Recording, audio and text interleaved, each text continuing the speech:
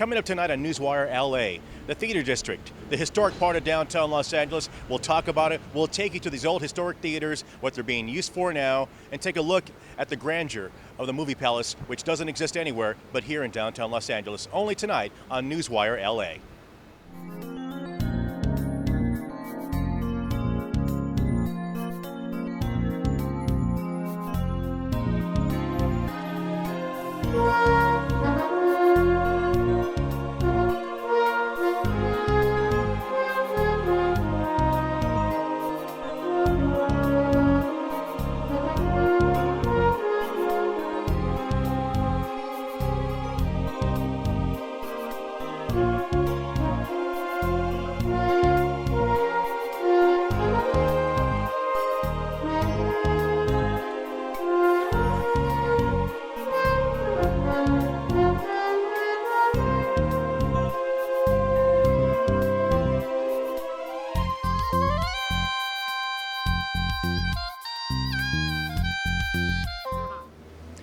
Well, good morning, everyone. Welcome to downtown Los Angeles. Today, our adventure takes us to the historic theater district of downtown Los Angeles. Now, right behind me, we're starting our adventure at the Warner Theater building. This opened in 1920 as the Pantages Theater. It's now, as you see, a jewelry mart. However, most of its career in its lifespan as a vaudeville house and as a movie theater, it was called the Warner Brothers Theater.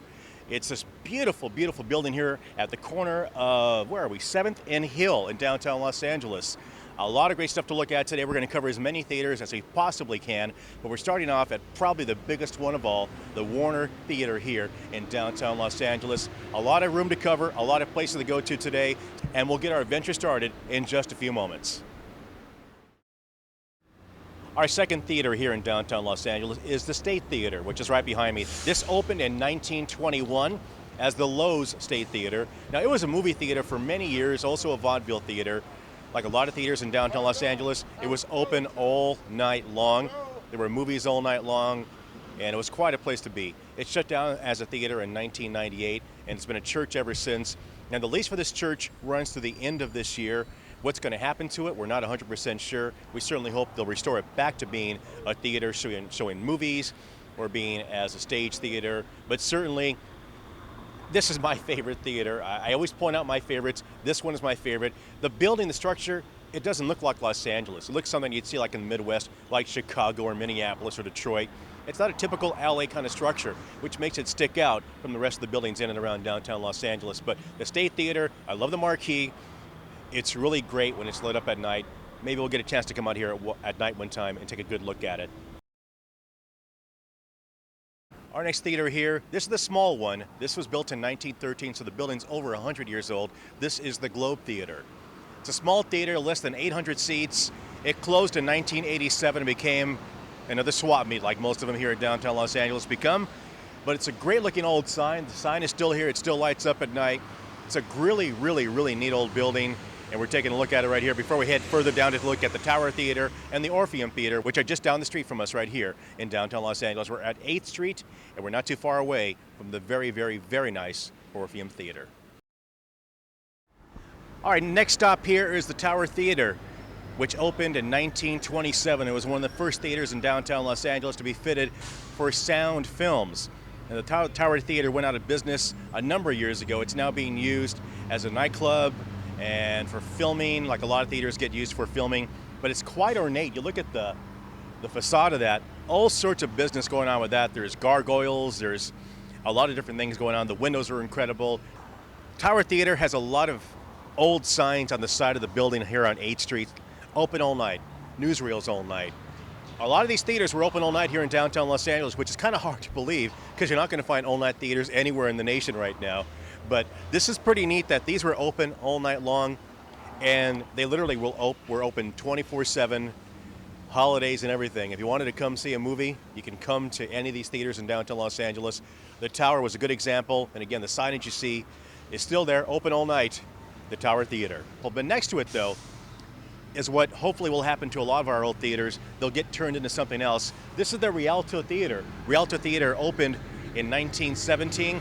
It's a smaller theater, but you can see they're doing work over there on the original facade. The Rialto Theater is going to become an Urban Outfitters store, which should be opening sometime next year. but it's been saved. It was a swap meet for many years. Now a store is going to move in there. It's going to be wonderful to see it live and wonderful in person like this. It's great to see the facade being kept after all these years here at the Rialto Theater. We're at 8th and Broadway in downtown Los Angeles, looking at these great theaters. We'll continue on in just a few moments.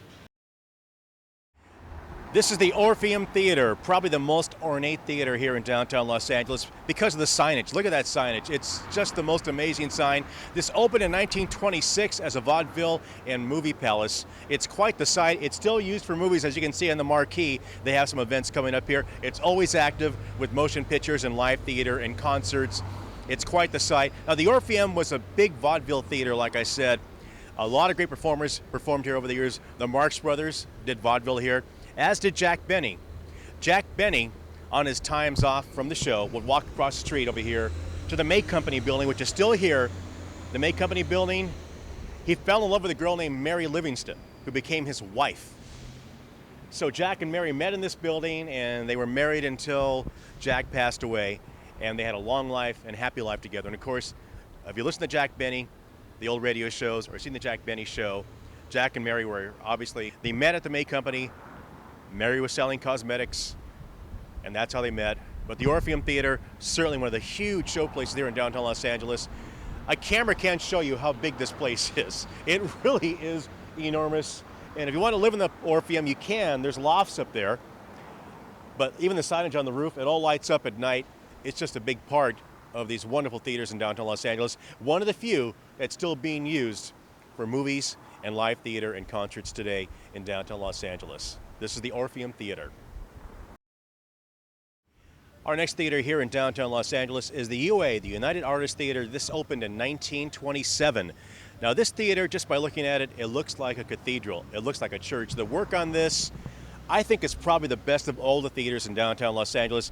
And as you can see, more work being done on this building, like a few other buildings in downtown Los Angeles. This will become apartments and lofts here, and we're at Broadway and 9th, just off of Olympic here in downtown Los Angeles. A lot of work being going on over there. As you can see, a lot of very unique characters on that building. It's just amazing to look at this place. This opened, said 1927, United Artists founded by Mary Pickford. Mary Pickford actually did the groundbreaking for this theater in 1926. Opened up in 1927. For many years, if you lived in Los Angeles, you know the name Dr. Gene Scott. Dr. Gene Scott held court here every single night, and it was quite the sight. Dr. Gene Scott had his church here for many years till he passed away. The Jesus Saves sign, which became a huge part of downtown Los Angeles, seen for miles around, still lights up at night, is in the back of the building over here. Originally came from a religious school that was being torn down not too far from here. Dr. Gene Scott saved those signs and put it right back over here behind the UA Theater building. Again, he held his church here for many years. It's being closed, as you can see, for many years now. It's been changed into quite a building.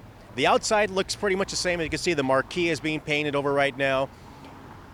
But it's going to live on. Hopefully by next year we'll see what the final project looks like. But this is one amazing building. Like I said, it's like a cathedral. It's very religious. A lot of the statues on the building, very, very, very religious looking. We don't know the actual meaning behind it. Regardless, though, it's still a very, very, very amazing building here. Again, we're at 9th and Broadway, just off of Olympic here in downtown Los Angeles. It's worth coming out and take a look at all these buildings. Don't be afraid of downtown Los Angeles. Don't believe the news stories. Just come out, walk around, explore, have a great time, and take a look at the history of downtown Los Angeles like we're doing right now. Now, we're in downtown Los Angeles today, and of course, if you know me and Shin well enough, we're going to come across an old fire station. We're going to take a look at it. This is old fire station number 28. It opened in 1912. It shut down in the late 60s. The city shut a lot of stations down at the time. When it opened, though, in 1912, this is a very, very, very wealthy residential district. It shut down because its use sort of went out of use. The city was starting to consolidate fire stations. Station 28 was one of them that went out of service. Station 28 is now actually out in the San Fernando Valley. It's a newer station, but this original Station 28 opened in 1912. It was built to house horses, although no horses actually were stalled here. It was built For that reason, however, it became a fully motorized fire station to serve this wealthy area of downtown Los Angeles. After it went out of service in 1969, it was used by the credit union and by the LAFD band, and also as a small putting range down in the basement area for the LAFD chiefs who wanted to come by on their time off and spend some time over here. Had a lot of uses over the years, a lot of uses. The big use right now, of course, is as a restaurant. Engine Company 28 is now occupying this as a restaurant. That's the name of the restaurant, Engine Company 28, right here at 7th and Figueroa in downtown Los Angeles. As a footnote here, we're here in front of the Orpheum Theater here on Broadway. Taking a look at the old street sign, it'll tell you the year it's been placed here. Erected 1919. For all of our street sign fans out there and street light fans, this old street sign still active here in downtown Los Angeles. Take a look at that. 1919 still works great, almost 100 years after it was placed here. One final note before we leave downtown Los Angeles. Here on Broadway, just off of 7th, behind me is Clifton's Cafeteria. Now, if you've ever had jury duty in downtown Los Angeles, you probably ate at Clifton's. Myself, I've never had jury duty in downtown Los Angeles. I just came here on my own anyway because it's a neat place. Clifton's Cafeteria going under a major refurb right now. If you've eaten here, you remember how ugly the building used to look before. That metal grating that was on the side of the building, that's all been torn down now, as you can see. That's the original facade on the building right now. They're going to keep it that way the best they can. They're a little behind schedule on getting the work done on it right now, but eventually it's going to be opened up and it'll have the same dining like it used to have, the 3-level dining. You can eat at the 2nd level or the 3rd level or on the 1st level. It's going to have the same sort of look. It's going to be the same sort of food. Nothing's going to change on that menu from what I've been told, but Clifton's Cafeteria, really one of the jewels of downtown Los Angeles. At one point there were 3 of them in downtown Los Angeles. This is the only surviving one. Now over on 7th Street, we came across the signage for one of the other Clifton's Cafeterias, which is long gone, but the signage is actually still there, kind of snuck around behind the alleyway there. Got a nice good shot of it right there. Looks really good. But this Clifton's, as we said, it's temporarily closed.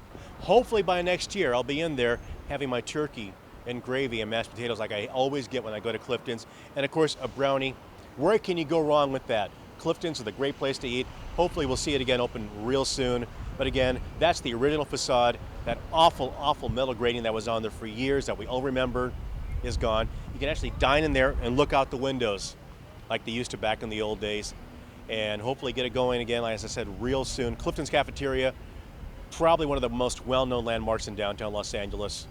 We'll hopefully get it open again next year.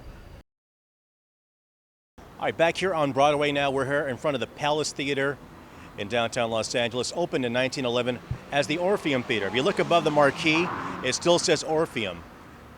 It's the oldest surviving Orpheum Theater in the United States. Again, opened in 1911, which makes it, I think, the oldest one we're going to see today.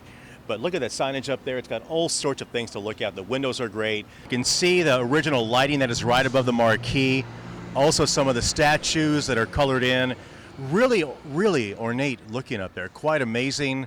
And the original Orpheum sign you see up above the lettering too. And it's still called the Orpheum Building here at the Palace Theater, which of course lights up at night, which is always a great thing. It's used for a lot of filming right now. And they do have some concerts and some live theater in there, but primarily it's mostly closed, which is pretty sad. But every night that sign will light up, which is really neat to see. This is the Palace Theater here on Broadway in downtown Los Angeles in the Orpheum Building, which still has the original Orpheum sign right above the Palace Theater sign, which is still great to see. All right, we're back here at 6th and Broadway, downtown Los Angeles. Now, if you look down the street, the State Theater we just looked at earlier today. State Theater's right over there, the Palace. We're all on the same street here on Broadway. It's the highest concentration of movie theaters, historic-wise, anywhere in the United States of America. We're looking right now at the Los Angeles Theater. This opened in 1931. The first movie shown there, City Lights, starring Charlie Chaplin. The premiere was right here. Now, this theater, the Los Angeles Theater, was the most state-of-the-art theater at the time. It had technology well above most of the theaters. It had electronic seat monitoring, which showed you how many seats were actually available at the time. It had a crying room. Want to bring your child to the movie? They had babysitters who could actually watch your child when you went off to enjoy the movie. It had a smoker's lounge with great seats. You can sit there and smoke all you wanted to before you went in to actually see the movie. But the other fun thing about it. It actually had a playroom for your kids, like you see at McDonald's and Carl's Jr. nowadays. Take your kids to play in there while you're eating dinner. The Los Angeles had the exact same thing in there. The most detailed theater, probably the youngest theater we're going to look at today, 1931. Again, not used for movies or anything right now. Mostly filming is the main purpose of the Los Angeles Theater. It's always in use for filming a TV show or a movie, or even music videos have been filmed in there quite a bit over the years. But again, opened 1931. It's a beautiful, beautiful marquee. If it looks familiar to you, if you've been to Disney California Adventure and been to see the Aladdin show at the Hyperion Theater, this is what the Hyperion Theater is based after. The Los Angeles Theater here in downtown Los Angeles at 6th and Broadway. Here's something you're probably not going to see because not many people know about this sign. We're here on 6th Street, just behind the Los Angeles Theater. Look at that marquee that's right behind me. Los Angeles Theater, entrance on Broadway. It's pretty cool to see that sign. It's right behind us. Not a lot of people know about that sign, but it's there. If you're coming down this street, you would look and see, hey, that's how you get into the theater. Just follow the arrow right over there. Entrance on Broadway, the Los Angeles Theater. That's a pretty neat sign. Obviously, the marquee would show whatever movies they're showing. Again, as we mentioned, it's not being used for movies right now except for filming movies and TV shows. But the old marquee is there, and it looks pretty good all these years later. Got a little lion head at the very top of the marquee right above where it says Los Angeles. But it's pretty cool to see that, kind of hidden here in an alleyway off of 6th Street in downtown Los Angeles. We're right not too far from Pershing Square, right after Broadway, right near Hill. And another part of hidden Los Angeles that's always fun to look at. It's another good example of keeping these theaters alive here in downtown. The beautiful Los Angeles Theater. Just look at that sign. Makes you want to come to Los Angeles. No ifs, ands, or buts about that. Another great way to spend your time in Los Angeles, looking at this great theater and all the other great theaters here in downtown Los Angeles. Alrighty, back here at Broadway and 5th, between 5th and 6th there on Broadway. Behind me is the Roxy Theater. That opened in 1932. Now, it's really the youngest theater we're looking at today. I thought the Los Angeles was, but no, this is 1932. Pretty neat facade up there. I like the signage. Back in the 80s, I remember going roller skating there. I don't know how long it was a roller skating rink, but I remember going roller skating in there. It was quite unique. I don't remember much about it since it was the 80s, but it was at the Roxy Theater, and it was really a lot of fun. It's a great looking building. Again, another swap meet here in downtown Los Angeles. It just continues on. Each one of these buildings seems to have a different life as a jewelry mart or as a swap meet. Some of them are still theaters though, which we saw earlier. However, let's move over here to the beautiful Cameo building. This is 1910, this building. It's over 100 years old, the Cameo Theater building. And it looks like 1910 when you look at that building. You still see the marquee out there. Cameo was one of the first theaters in Los Angeles wired for sound motion pictures. And that goes back to the 20s when that actually did happen. So the Cameo is still there. Again, it's another swap meet and shop over there. And next to it is the Arcade Theater, which opened again in 1910 as the Pantages Theater. If you look above the marquee right there, you can see where it says Pantages.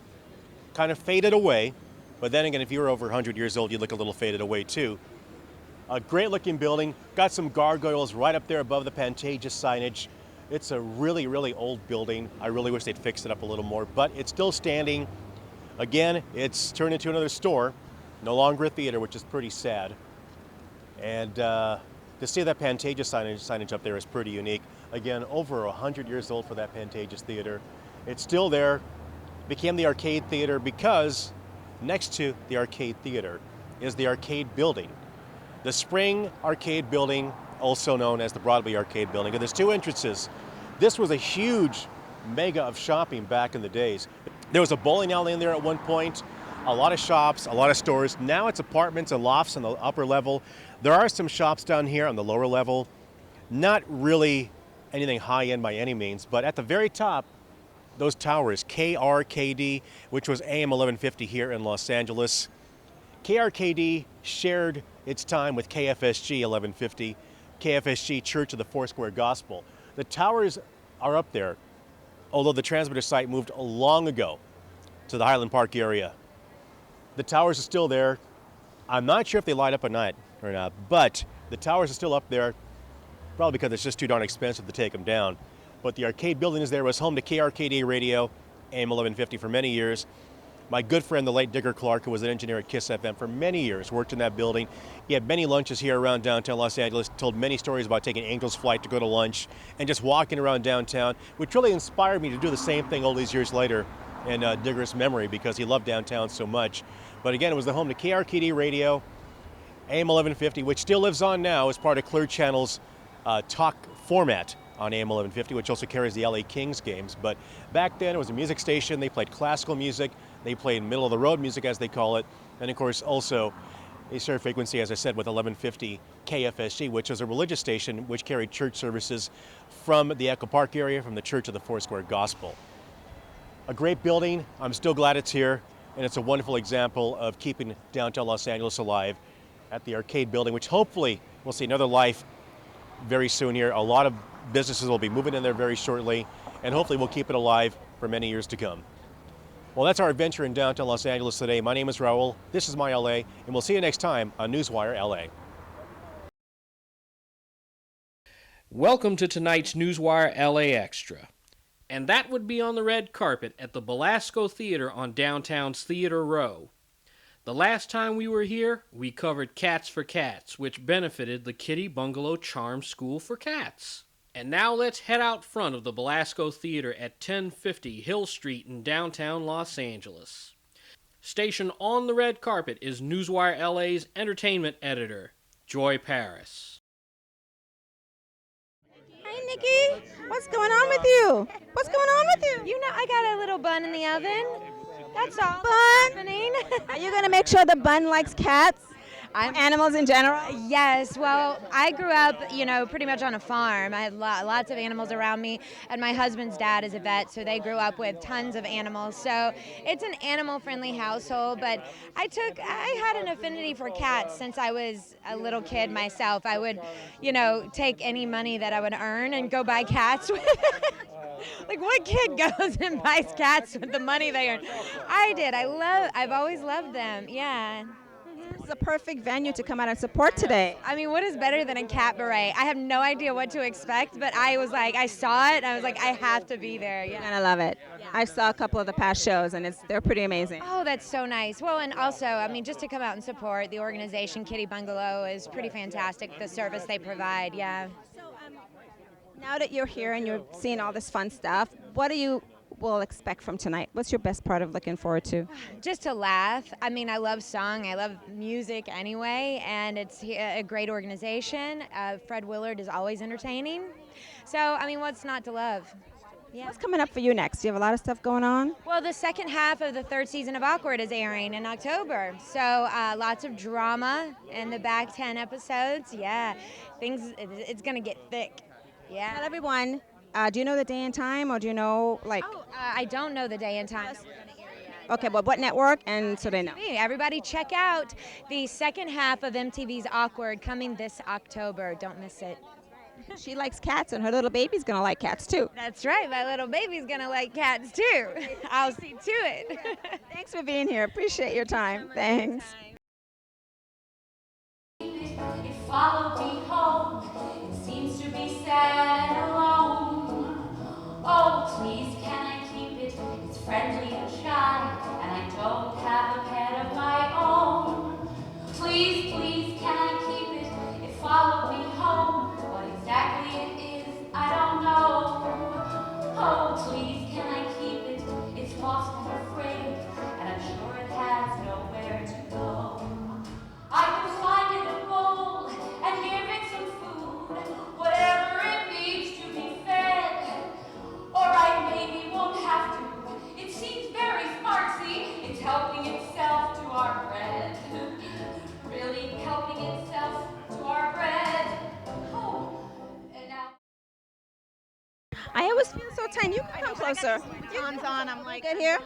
I got my catty Louboutins on, so. I'd wear them too if I had them Louis. Hello. That's what I'm talking about. Well, they may not put my shoes in there. You should be in the show. I would love to be in the show, but I'm not. I don't have a voice, so I wouldn't be that good. You can dance, right? I can dance. I can move, so I could do that. So that would be fun. Do you have cats? Do you? I have actually a 14-year-old cat at home who's, yeah. But he's super youthful, like a kitten. He really is. He's very. I mean, my cat, she's old too. Oh, really? I know. I've had him forever, and I'm a big cat lover, and I grew up with cats growing up, so that's really why I would be here first. And then the show is fun. And I want to ask you, not ask you actually. We love cats and we have cats. So for the audience out there, what would you say to them to get them motivated to go to Kitty Bungalow's website, get more involved in charity? What would you say? I would say every home should have a cat, first of all. And there's a real problem with the cat population because people need to spay and neuter. But go to a rescue. Don't buy a cat at a store. Go to a rescue, or don't buy it at I hate to say it, don't buy it at a breeder, but go to the rescue. Get a cat that needs a home, and older cats too, not just kittens. That really tugs at my heart. I don't know how anybody could give up a cat when they're, but we won't get all emotional today. Get emotional. Adopt, please adopt. This is my public service announcement tonight. I like your PSA. I know, it's my PSA for the cats. So what's happening with you next? A lot of stuff's coming up. Tell me. Yeah, well, there's different things coming up, but I know a lot of people are excited about the whole Girl Meets World thing that's coming up, but I can't really give away too much information on that. But I know the old cast is definitely going to be incorporated in the new show, and so it'll be good for both the past viewers and also for a new generation. Like, I know people will be able to watch this show with their kids, so it'll have the history and then it'll have the future. So, yeah, so that's exciting. I'm excited to see what Rachel could possibly have been up to all these years. I know. You look so great. So why don't you say goodnight to your kitty cat? Okay, good night, Charlie Brown. I'll be home in a little bit. His name really Charlie Brown? He's a big brown fluffy cat, yeah. So his name is Charlie Brown. Thank you so much. Thanks.